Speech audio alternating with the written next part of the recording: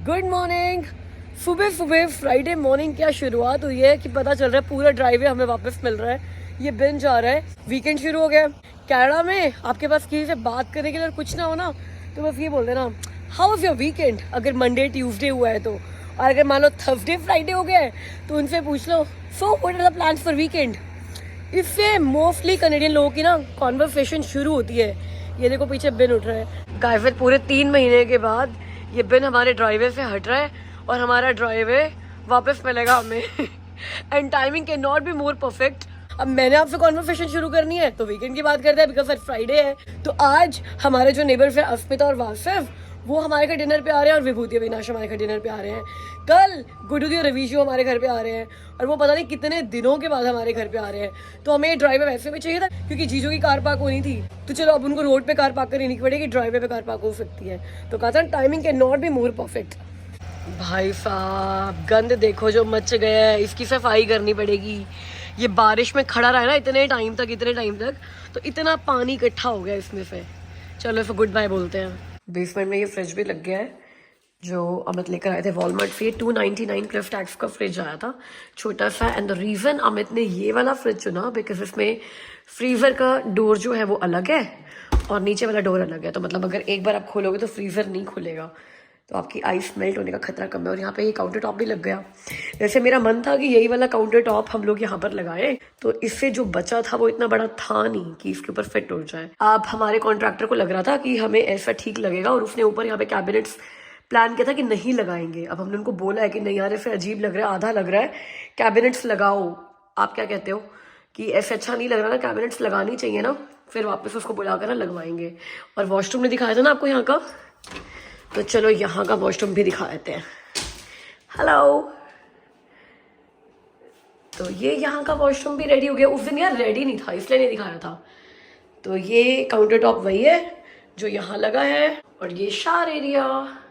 मेरे को लग रहा है एमी ने ना यहीं पे आकर शावर लेना है रोज, क्योंकि यहाँ से भी ये सारे जब जेट निकलेंगे ना तो एमी को बड़ा मजा आने वाला है। हमारे ऊपर कोई भी वॉशरूम इतना फैंसी नहीं है कि उसमें इस तरह का शावर पैनल लगा हुआ। अभी 3:30 ही हुए हैं और मैं एमी को स्कूल से ले जाने के लिए निकल चुकी हूँ क्योंकि आज घर पे अस्मिता वासिफ आ रहे हैं, बताया था आपको सुबह। तो अथर्व भी आ रहा है जो उसका फ्रेंड है और एमी ने अपने रूम में गदर मचा रखा है।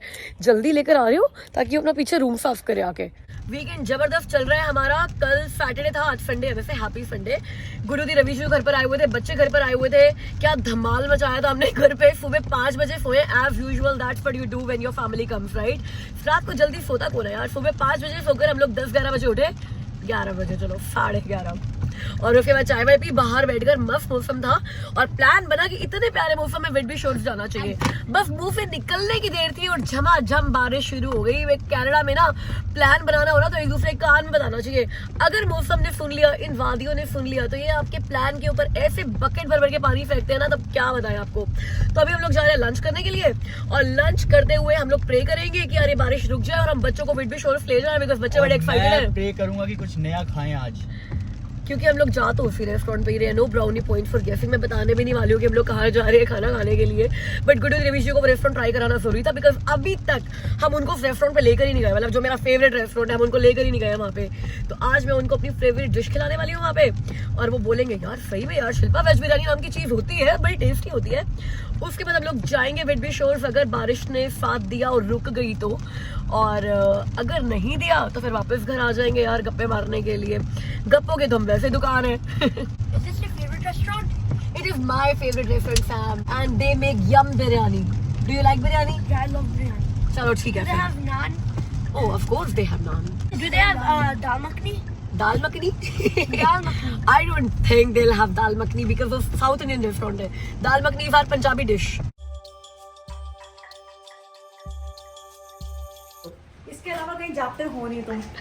हैं जो आता है उसको भी यहीं ले आते हो आपको पहली बार लेकर आए हैं और अपने बाकी दोस्तों को भी और बार ले आए हो। तो रॉयल्टी तो मिलनी चाहिए इससे तुम। यार मिलती नहीं है यार, गलत बात है। मैं इनको धमकी दूंगी कि आगे से आऊंगी नहीं, देना शुरू करो मुझे। तुमने डेनमार्क में कौन सा फूड ट्राई किया? नया चूरोस। चूरोस ट्राई किए नहीं? Never had churros before that. No हम नो। churros खा लेते हैं। मतलब मेरे लिए ट्रैवल की ना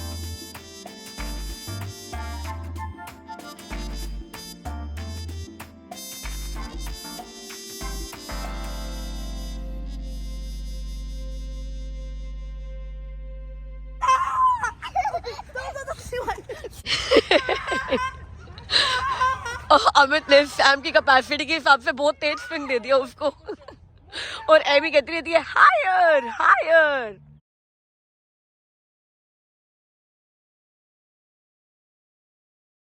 हाँ जी भाई, कैसा लगा हमारा विडबी का सी शोर? बहुत ही बढ़िया यार, सबसे बढ़िया पता क्या लग रहा है कि बिल्कुल ऐसे लग रहा है ना कि एंड दिख ही नहीं रहा है पानी का, ऐसे एकदम दूर तक ऐसे लग रहा है होराइजन। सनसेट बहुत अच्छा दिखता हुआ है। फिर ओकल छोड़ के आ जाओ।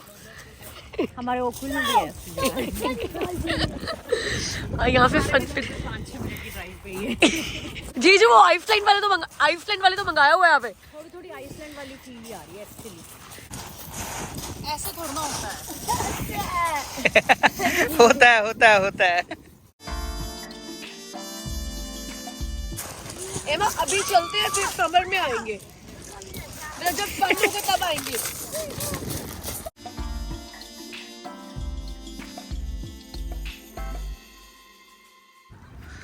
रन रन रन भाई, बारिश होगी, भागो भागो भागो। ओ हो, एकदम इतनी तेज बारिश होगी यार, टाइम ही नहीं मिला यहाँ रुकने का, सभी निकल लिया अब। भाई ऐसा है, बारिश ने हमारा प्लान खराब करने में कोई कसर छोड़ी नहीं थी, लेकिन 15-20 मिनट के लिए बारिश रुकी थी और हम लोग भाग गए थे वहाँ पे। और वहाँ जैसे ही गए हैं अभी तो बस मज़ा आने लगा था, बारिश जब फिर हो गई है। हम वापस आ गए घर पे, अब वो लोग जा रहे हैं, उनको टाटा बाय बाय है और हम लोग घर पर जाके अपनी चिट शुरू करते हैं। ये जो मैग्नोलिया फ्लावर्स है ना, ये रोजेस से कंपैरेटिवली कम चलते हैं। अगर मैं जनरली इस पोर्ट में रोजेस को रखती हूँ ना, तो एक हफ्ता बड़े आराम से चल जाते हैं। मैग्नोलियास को मुझे एवरी 2-3 डेज चेंज करना पड़ता है। तो मैं सोच रही थी इसको मैं अपने नीचे एयरबीएनबी अपार्टमेंट में रखूंगी तो अच्छा रहेगा गेस्ट को, फ्रेश फ्लावर्स ऐसे वाटर में, बट अब सोचना पड़ेगा मुझे। एनीवेज, जब से मैंने आपको बताया है ना कि मैं अपने बेसमेंट अपार्टमेंट में एयरबीएनबी करने वाली हूँ, तो मुझे कमेंट्स भी आए, इंस्टाग्राम में मैसेजेस भी आए कि वाई एयरबीएनबी, आप एयरबीएनबी करते क्यों और लॉन्ग टर्म रेंटल क्यों नहीं दे रहे हो, और फायदा क्या है एयरबीएनबी करने का as compare to long term rental. तो मुझे लगता है आज इस वीडियो में हम इस बारे में बात कर सकते हैं। अब देखो, एयरबीएनबी यार करते कौन लोग हैं? एयरबीएनबी वो लोग करते हैं जो या तो किसी सिटी में वेकेशन के लिए जाते हैं, या फिर उस सिटी में मूव हो रहे होते हैं लेकिन उनको पता नहीं होता है कि जॉब्स कहाँ पे लगेंगी। जैसे न्यू इमिग्रेंट्स कनाडा में आते हैं तो उनको इनिशियली नहीं पता होता कि लैंडिंग करते ही वो कहाँ पे रहे, और उनके कोई फ्रेंड्स फैमिली अगर नहीं होते उनके पास जाने के लिए, तो उनको लगता है फर्नीचर कहाँ खरीदेंगे, किचन के बर्तन कहाँ खरीदेंगे, तो एक एयरबीएनबी अपार्टमेंट कर लेते हैं जिसमें फर्नीचर भी होगा। Airbnb is actually kind of hotel but it has more facilities than hotel. जैसे होटल में आपको एक फुल फ्लेजेड किचन नहीं मिलता है, होटल में आपको पर रूम का पे करना होता है। आप एयरबीएनबी पे आपने 2 बेडरूम अपार्टमेंट बुक कर लिया मान लो, तो आपकी फैमिली बच्चों के साथ आराम से रह सकते हो, और थोड़ा होटल से चीपर पड़ता है एयरबीएनबी, इसीलिए लोग एयरबीएनबी प्रेफर करते हैं। अब जैसे हम लोग स्वीडन में गए थे तो चेष्टा और हम लोग एक ही साथ रहना चाहते थे, तो होटल में हम फिर भी 2 अलग अलग रूम्स में ही रहते, जो नॉर्वे में हुआ हमारे साथ। लेकिन स्वीडन में हम लोग नॉर्वे में बर्गन में हम लोग एक एयरबीएनबी में रहे, तो हमें लगा हम एक घर में रहते हैं, तो आपको घर वाली फीलिंग मिलती है, मगर सारी होटल फैसिलिटीज के साथ। अब ऐसा नहीं है, हमें लॉन्ग टर्म रेंटल का पता नहीं है कि हम लॉन्ग टर्म रेंटल के अगेंस्ट है, बिकॉज हमारा जो ब्रैम्पटन वाला घर है उसकी भी लीगल बेसमेंट है, उसका अपर फ्लोर भी और जो उसकी बेसमेंट है वो भी फुल टाइम मतलब लॉन्ग टर्म रेंटल पर ही दिए हुए हैं। यहाँ पे हमने एयरबीएनबी करने का क्यों सोचा, उसके 2 बड़े रीजन हैं। एक तो एयरबीएनबी करना हमारे लिए बहुत मैनेजेबल है यहाँ पे, क्योंकि हम इसी घर में रहते हैं, तो हमें कहीं और नहीं जाना जब गेस्ट आए उनको रिसीव करने के लिए, या फिर वो कुछ डायरेक्शंस देने के लिए, या क्लीनिंग वगैरह मैनेज करने के लिए, सप्लाईज मैनेज करने के लिए। तो हमें ये लगा था कि अगर हम इसी घर में, जिस घर में हम रह रहे हैं उस घर में एयरबीएनबी करेंगे तो वो हमारे लिए मैनेज करना बहुत आसान हो जाएगा। ये तो चलो साइड वाला रीजन है। सबसे बड़ा रीजन ये है कि यार on Airbnb you make more money than long term rental, और मेरे ख्याल से 80% जो रीजन होता है ना सभी लोगों का एयरबीएनबी करने का, वो यही होता है that you have the opportunity to make more rental income from Airbnb as compare to your long term rental. क्यों? लॉन्ग टर्म रेंटल में क्या होता है, आप अपने टेनेंट्स के साथ एक लीज अग्रीमेंट साइन करते हो, रेंटल लीज अग्रीमेंट, जो कि आपकी सिटी जो होती है वो डिफाइन करती है। उनका अपना ना प्री ड्राफ्टेड एक रेंटल अग्रीमेंट आता है आपके टेनेंट्स, और आप वही साइन करते हो। उसमें आप रेंट हर साल इंक्रीज नहीं कर सकते अगर सिटी ने इंक्रीज नहीं किया है। तो अगर आप इंक्रीज करते भी हो तो सिटी ने डिफाइन क्या होता है कि आपको 2% बढ़ाना है कि 5% बढ़ाना है, आप उतना ही रेंट इंक्रीज करते हो सेम टेनेंट्स के साथ। अगर वो टेनेंट छोड़कर कोई अगला टेनेंट आ रहा है वो दैट्स अ डिफरेंट थिंग। तो अगर मार्केट में सप्लाई कम हो गई, डिमांड बहुत ज्यादा बढ़ गई, आपके एरिया के रेंट भी बहुत ज्यादा बढ़ गए, लेकिन आपका टेनेंट आपका घर नहीं छोड़ रहा है, तो आपकी इनकम पॉसिबिलिटी मतलब उसी घर से आप जितना कमा सकते हो आप वो नहीं कमा पाओगे। पर night rate long term rental में कम होता है। तभी तो लोग यार एयरबीएनबी में परमानेंटली नहीं रहते, एयरबीएनबी में लोग 2-3 दिन लेस देन 28 डेज ही रहते हैं, क्योंकि अगर आप 28 डेज से ज्यादा एयरबीएनबी करते हो तो वो शॉर्ट टर्म रेंटल में नहीं आता, वो लॉन्ग टर्म रेंटल में आता है। तो short term rental is less than 28 days. अब उसमें you can charge as much as double the amount जितना आप लॉन्ग टर्म रेंटल में मांग सकते हो। अब आपको एक एग्जांपल देती हूँ, जैसे हमारी बेसमेंट है जो आपने देखी है, अगर हम इसको मार्केट में लॉन्ग टर्म रेंटल में लगाएंगे it will not go more than $2,000, क्योंकि आपको भी प्रोफाइल देखनी होती है ना। मान लो 4 लड़के आ गए और वो बोले हम $2,000 देने को तैयार है, being a family we might not give. ऐसा नहीं है यार लड़के घर को मेंटेन करके नहीं रखते, ऑफेंडेड मत होना इस बात को लेकर, बट एज अ फैमिली मैं बोल रही हूँ I would prefer to give my home to a family जो कि मेरे घर को एक फैमिली की तरह क्लीन करे, मैनेज करके रखे, अच्छे से रहे, राइट। अब अगर मैं यही बेसमेंट एयरबीएनबी पे दूं तो पर नाइट मैं डिमांड के हिसाब से और सीजन के हिसाब से रेट्स रख सकती हूँ। जैसे कि समर्स हैं, समर्स में कनाडा से भी लोग टोरंटो में बहुत ज्यादा घूमने आते हैं, विंटर्स में क्रिसमस आ जाती है तो क्रिसमस में भी रेट बढ़ जाता है। सीजन के रेट होते हैं, जैसे होटल में आप जाते हो तो अगर हाई डिमांड चल रहा है तो आपके रेट बढ़ गए रूम के, लो डिमांड चल रही है तो आपको होटल सही प्राइस के मिल जाएंगे। बट कुछ भी करके मिनिमम आपको $100 तो मिल ही जाएगा इसका एयरबीएनबी पे। तो जहां मैं लॉन्ग टर्म रेंटल में $2,000 कमाऊंगी, वहां पे अगर मैं पूरे साल की एयरबीएनबी में एवरेज देखूंगी तो मैं 3200 से 3300 पर मंथ बड़े आराम से कमा सकती हूँ, which is like $1,200-1,300 per month मोर। ये बहुत ज्यादा पैसा होता है भाई। तो ये तो हमारा बहुत बड़ा रीजन है एयरबीएनबी करने का। अब दूसरा पॉइंट मैं ये भी बोल सकती हूँ कि एयरबीएनबी में you have more control on your property as compare to long term rental. Long term rental पे आप रेंटल एग्रीमेंट साइन करते हो तो रेंटल एग्रीमेंट के जो भी रूल्स रेगुलेशंस होते हैं आपको फॉलो करने पड़ते हैं। उसमें ये भी रूल होता है कि अगर ऑनर को अपने रेंटल एरिया में जाना है तो आपको जो भी रह रहा है टेनेंट उसको नोटिस देना होता है 24 आवर्स 48 आवर्स, जितना भी टेनेंट के लिए मैनेजेबल हो।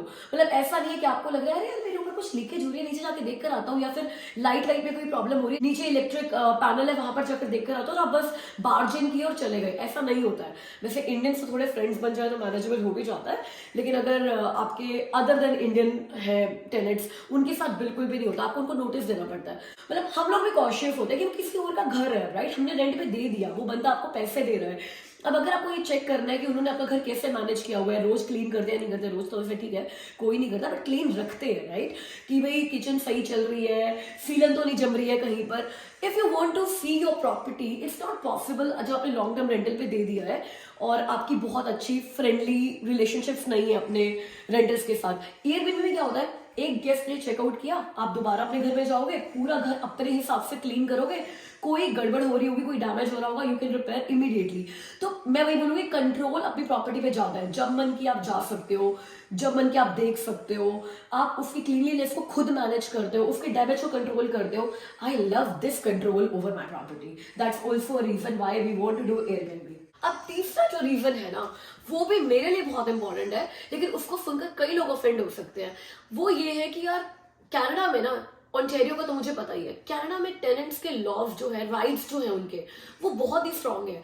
इतने स्ट्रांग है कई बार कुछ टेनेंट्स होते हैं जो उसका ना मिसयूज भी करते हैं। और मैंने ये सिर्फ हाइपोथेटिकल बात नहीं कर रही हूँ, मैंने ये रियल लाइफ में कनाडा में, ऑन्टेरियो में लाइव एग्जांपल बहुत सारे देखे हुए हैं, ठीक है।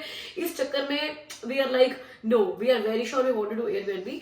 उनके राइट्स इतने स्ट्रांग है कि if they decide not to pay you rent तो अब भी ना उनसे रेंट निकलवाना तो यार उनकी मर्जी की बात है, वो पे करे या ना करे, मगर उनको नोटिस देना कि आपने रेंट पे नहीं किया और उसके बाद you can not simply evict them कि यार आप रेंट पे नहीं कर रहे हो, कल से हमारा घर खाली होना चाहिए। ऐसा कुछ नहीं होता यहाँ पर। यहाँ पे आप लीगल रूट लोगे, उसमें फिर वो पुलिस नोटिस भेजेगी, लॉयर इन्वॉल्व होगा। बाय द टाइम वो लोग आपका घर खाली करके जाएंगे ना, 6 से 8 महीने 9 महीने लग जाएंगे इस बात को। और उसके बाद भी हो सकता है आपको पैसा मिले, हो सकता है आपको पैसा ना मिले। ना उनकी इलेक्ट्रिसिटी काट सकते हो, ना आप उनकी हीटिंग काट सकते हो। They will have all the privileges like you without paying you a penny. ऐसा होता है। अब जहाँ मॉर्गेजेस इतनी बढ़ गई है ना यार कनाडा में, आपके भी खर्चे, ऐसा नहीं है कि लोगों के घर फुल्ली पेड ऑफ होते हैं। आप एक इनकम पे रिलाय कर रहे हो कि हर महीने मुझे नीचे से रेंट आएगा तो मेरी मॉर्गेज में मुझे हेल्प होगी। व्हाट इफ उन्होंने आपको रेंट देना बंद कर दिया, बैंक आपसे मॉर्गेज लेना तो बंद नहीं करेगा ना। तो that is also a reason. Airbnb में आपकी इनकम सेफ रहती है, बिकॉज जो बंदा बुक करता है वो आपके घर में आने से पहले एयरबीएनबी को पैसा पे करके आ रहा है, उसके बाद वो आपके घर में आ रहा है। और दूसरा रीजन मैं ये बताती हूँ कि कई बार ऐसा होता है कि टेनेंट्स जब वो घर देखने आते हैं आपको बहुत अच्छे लगते हैं, क्लिक कर जाता है, आप उनको घर दे भी देते हो।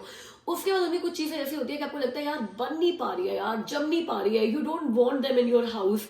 एयरबीएनबी में अगर कोई गड़बड़ गेस्ट आ भी गया कोई गेस्ट आ गया जिसने हाउस रूल्स तोड़े हैं, वैसे एयरबीएनबी में आप हाउस रूल्स बना सकते हो अपने कि no parties, no music after 10 PM, no gathering of friends. तो ये सारे हाउस रूल्स एयरबीएनबी गेस्ट को फॉलो करने होते हैं अगर आपने बुकिंग से पहले उनको बता रखा है। और कोई भी गेस्ट आपका हाउस रूल तोड़ता है, आप एयरबीएनबी को इन्फॉर्म करोगे, इट इज एयरबीएनबी रिस्पॉन्सिबिलिटी कि वो उनको बोलेंगे कि हम आपको कहीं और एयरबीएनबी दे रहे हैं, या आप ये वाला घर खाली करके जाओ।